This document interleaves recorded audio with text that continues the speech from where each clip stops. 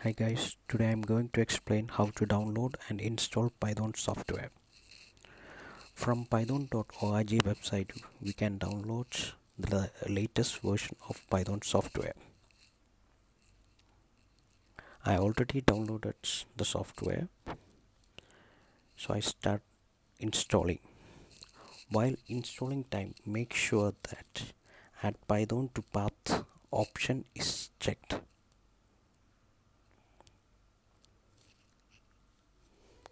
About Python. Python is a widely used, interpreted, object-oriented and high-level programming language with dynamic semantics used for general-purpose programming.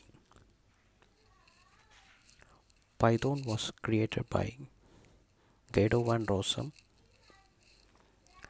Of course, Guido van Rossum did not develop and evolve all the Python components himself.